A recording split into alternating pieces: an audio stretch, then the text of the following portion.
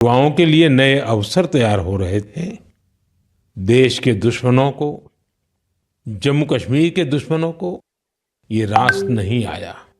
आतंकी और आतंक के आका चाहते हैं कश्मीर फिर से तबाह हो जाए और इसलिए इतनी बड़ी साजिश को अंजाम दिया। आतंकवाद के खिलाफ इस युद्ध में देश की एकता, 140 करोड़ भारतीयों की एकजुटता हमारी सबसे बड़ी ताकत है। यही एकता आतंकवाद के खिलाफ हमारी निर्णायक लड़ाई का आधार है। हमें देश के सामने आई इस चुनौती का सामना करने के लिए अपने संकल्पों को मजबूत करना है।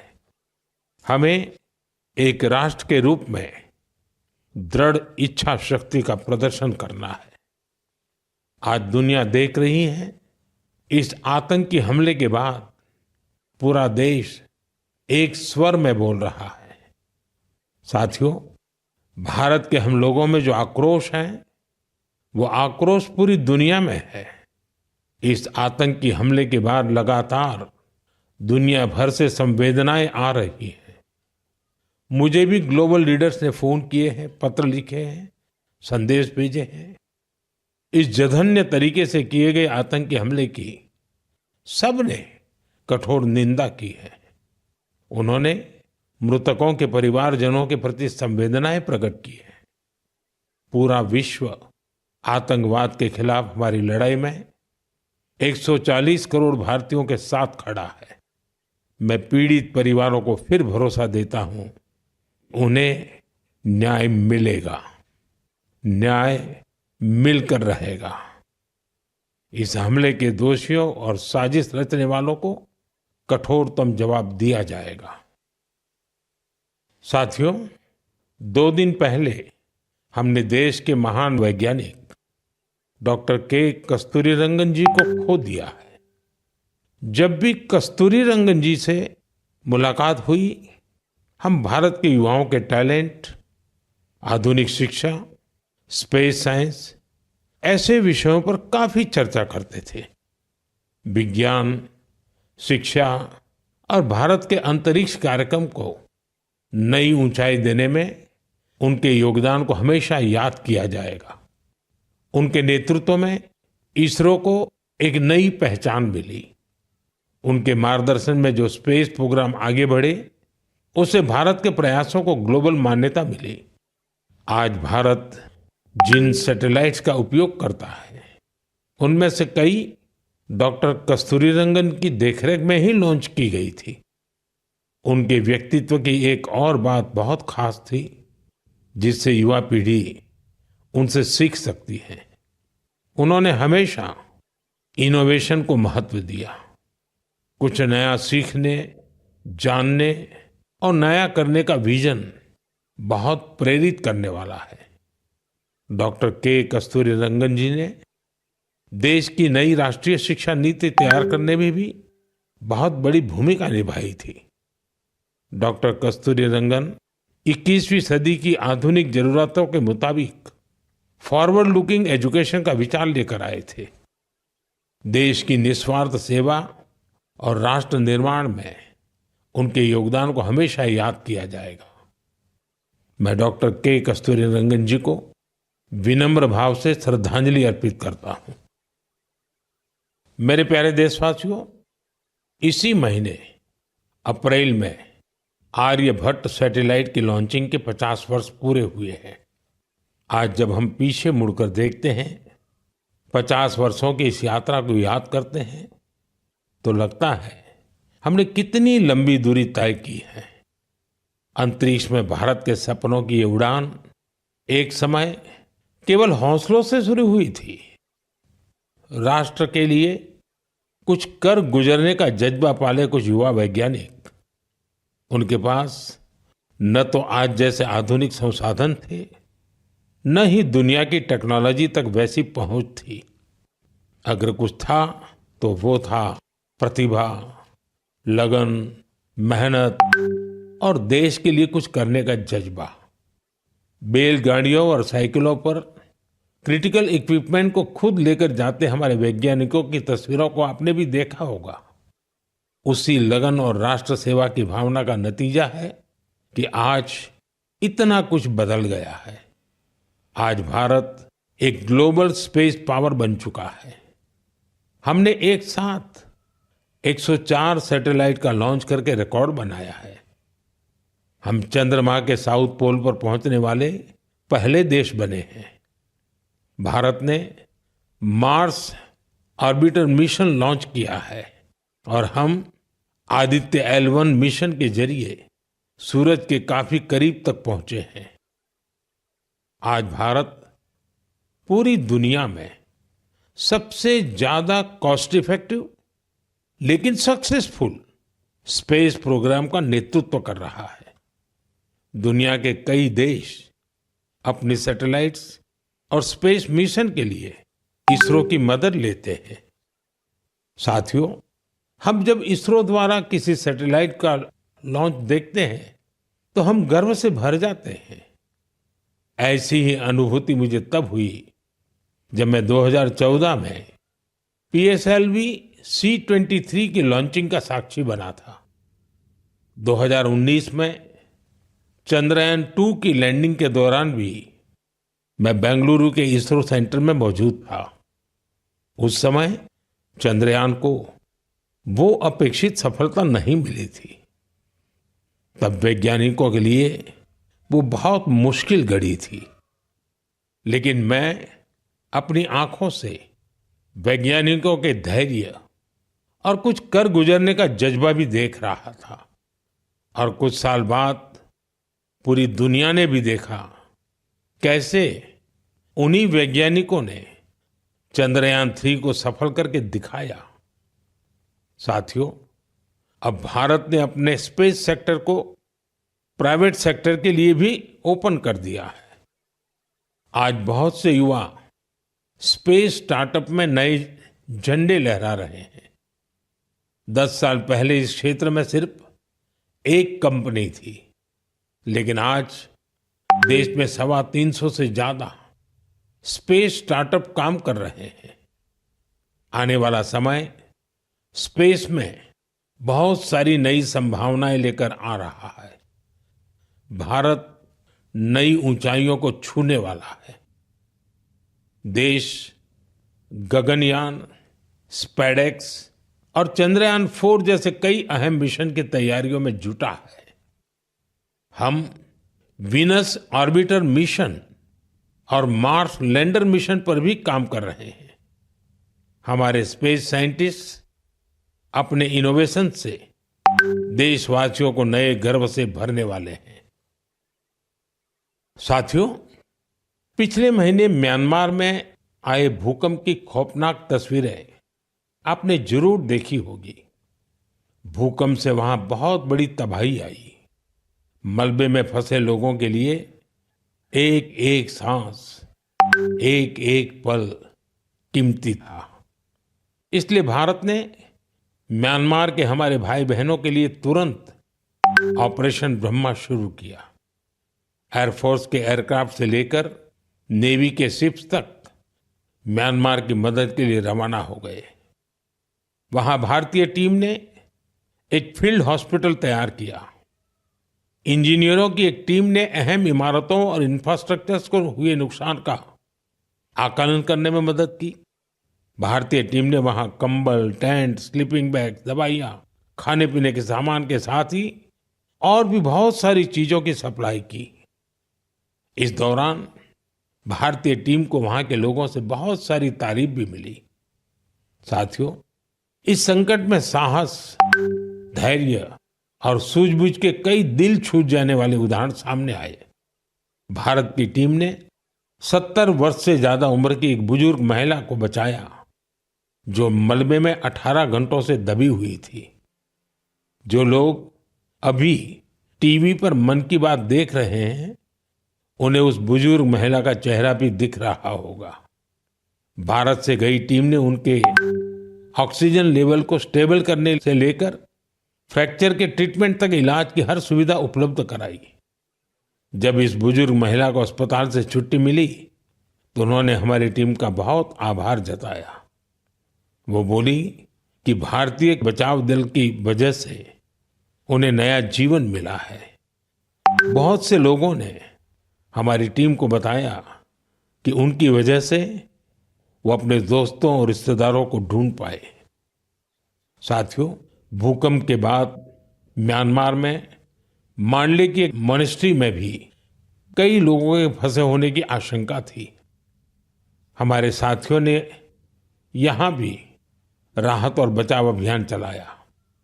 इसकी वजह से उन्हें बौद्ध भिक्षुओं का ढेर सारा आशीर्वाद मिला। हमें ऑपरेशन ब्रह्मा में हिस्सा लेने वाले सभी लोगों पर बहुत गर्व है। हमारी परंपरा है, हमारे संस्कार है, वसुधैव कुटुंबकम की भावना। पूरी दुनिया एक परिवार है। संकट के समय विश्व मित्र के रूप में भारत की तत्परता और मानवता के लिए भारत की प्रतिबद्धता हमारी पहचान बन रही है।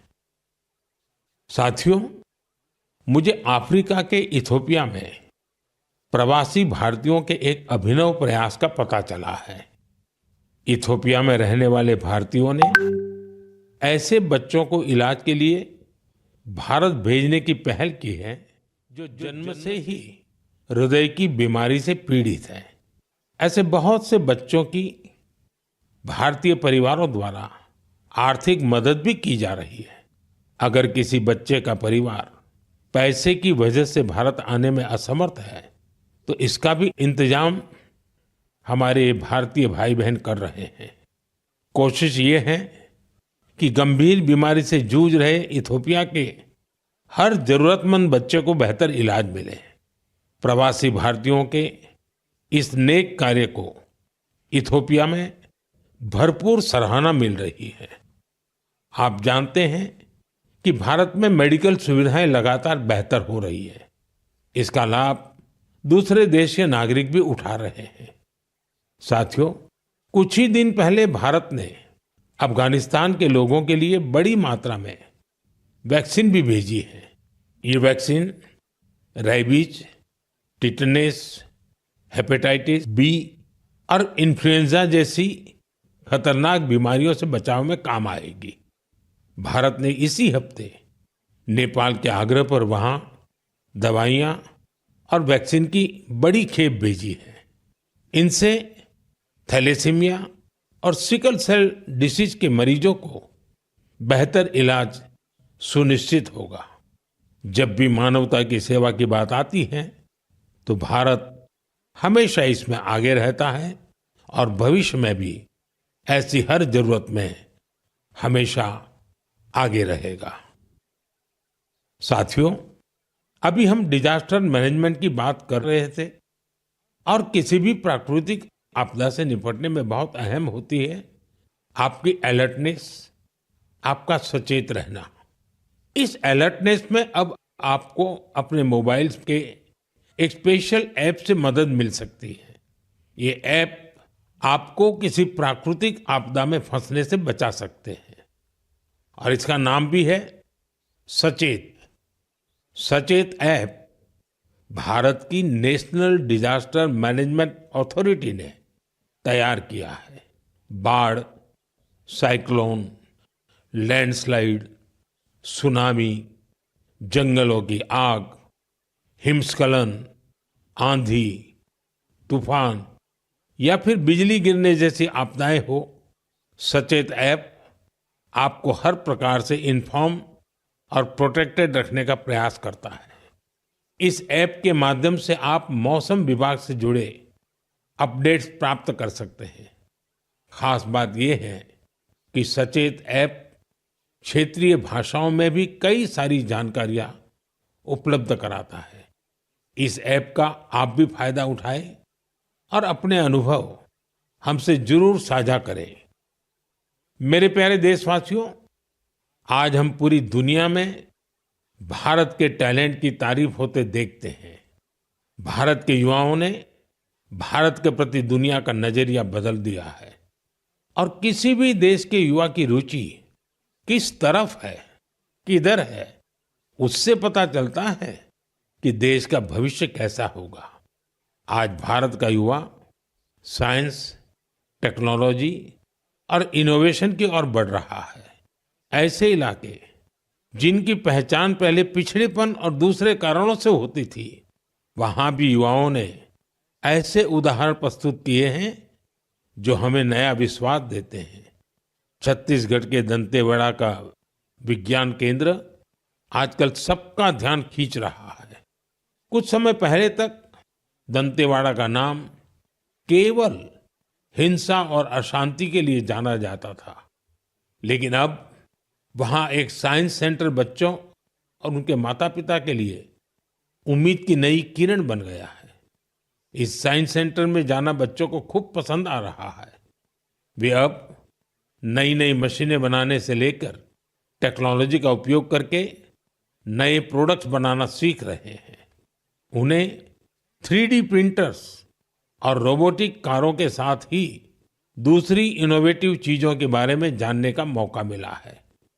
अभी कुछ समय पहले मैंने गुजरात साइंस सिटी में भी साइंस गैलरीज का उद्घाटन किया था। इन गैलरीज से ये झलक मिलती है कि आधुनिक विज्ञान का पोटेंशियल क्या है, विज्ञान हमारे लिए कितना कुछ कर सकता है। मुझे जानकारी मिली है कि इन गैलरीज को लेकर वहां बच्चों में बहुत उत्साह है। साइंस और इनोवेशन के प्रति ये बढ़ता आकर्षण जरूर भारत को नई ऊंचाई पर ले जाएगा। मेरे प्यारे देशवासियों, हमारे देश की सबसे बड़ी ताकत हमारे 140 करोड़ नागरिक हैं। उनका सामर्थ्य है, उनकी इच्छा शक्ति है। और जब करोड़ों लोग एक साथ किसी अभियान से जुड़ जाते हैं तो उसका प्रभाव बहुत बड़ा होता है। इसका एक उदाहरण है एक पेड़ मां के नाम। ये अभियान उस मां के नाम है जिसने हमें जन्म दिया, और ये उस धरती मां के लिए भी है जो हमें अपनी गोद में धारण किए रहती है। साथियों, 5 जून को विश्व पर्यावरण दिवस पर इस अभियान के 1 साल पूरे हो रहे हैं। इस 1 साल में इस अभियान के तहत देश भर में मां के नाम पर 140 करोड़ से ज्यादा पेड़ लगाए गए हैं। भारत की इस पहल को देखते हुए देश के बाहर भी लोगों ने अपनी मां के नाम पर पेड़ लगाए हैं। आप भी इस अभियान का हिस्सा बने ताकि 1 साल पूरा होने पर अपनी भागीदारी पर आप गर्व कर सकें। साथियों, पेड़ों से शीतलता मिलती है, पेड़ों की छांव में गर्मी से राहत मिलती है, ये हम सब जानते हैं। लेकिन बीते दिनों मैंने इसी से जुड़ी एक और ऐसी खबर देखी जिसने मेरा ध्यान खींचा। गुजरात के अहमदाबाद शहर में पिछले कुछ वर्षों में 70 लाख से ज्यादा पेड़ लगाए गए हैं। इन पेड़ों ने अहमदाबाद में ग्रीन एरिया काफी बढ़ा दिया है। इसके साथ साथ साबरमती नदी पर रिवरफ्रंट बनने से और कांकरिया झील जैसे कुछ झीलों के पुनर्निर्माण से यहाँ वाटर बॉडीज की संख्या भी बढ़ गई है। अब न्यूज रिपोर्ट्स कहती हैं कि बीते कुछ वर्षों में अहमदाबाद ग्लोबल वार्मिंग से लड़ाई लड़ने वाला प्रमुख शहरों में से एक हो गया है। इस बदलाव को, वातावरण में आई शीतलता को वहां के लोग भी महसूस कर रहे हैं। अहमदाबाद में लगे पेड़ वहां नई खुशहाली लाने की वजह बन रहे हैं। मेरा आप सबसे फिर आग्रह है कि धरती की सेहत ठीक रखने के लिए, क्लाइमेट चेंज की चुनौतियों से निपटने के लिए और अपने बच्चों का भविष्य सुरक्षित करने के लिए पेड़ जरूर लगाएं। एक पेड़ मां के नाम। साथियों, एक बड़ी पुरानी कहावत है, जहां चाह वहां राह। जब हम कुछ नया करने की ठान लेते हैं तो मंजिल भी जरूर मिलती है। आपने पहाड़ों में उगने वाले सेब तो खूब खाए होंगे, लेकिन अगर मैं पूछूं कि क्या आपने कर्नाटका के सेब का स्वाद चाखा है तो आप हैरान हो जाएंगे। आमतौर पर हम समझते हैं कि सेब की पैदावार पहाड़ों में ही होती है, लेकिन कर्नाटका के बागलकोट में रहने वाले श्री शैल तेली जी ने मैदानों में सेब उगा दिया है। उनके कुलाली गांव में 35 डिग्री से ज्यादा तापमान में भी सेब के पेड़ फल देने लगे। दरअसल श्रीशैल तेली को खेती का शौक था, तो उन्होंने सेब की खेती को भी आजमाने की कोशिश की और उन्हें इसमें सफलता भी मिल गई। आज उनके लगाए सेब के पेड़ों पर काफी मात्रा में सेब उगते हैं, जिसे बेचने से उन्हें अच्छी कमाई भी हो रही है। साथियों, अब जब सेबों की चर्चा हो रही है, तो आपने किन्नौरी सेब का नाम जरूर सुना होगा। सेब के लिए मशहूर किन्नौर में केसर का उत्पादन होने लगा है। आमतौर पर हिमाचल में केसर की खेती कम ही होती थी, लेकिन अब किन्नौर की खूबसूरत सांगला घाटी में भी केसर की खेती होने लगी।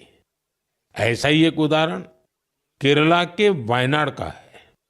यहाँ भी केसर उगाने में सफलता मिली और वायनाड में ये केसर किसी खेत या मिट्टी में नहीं, बल्कि एरोपोनिक्स टेक्निक से उगाए जा रहे हैं। कुछ ऐसा ही हैरत भरा काम लीची की पैदावार के साथ हुआ है।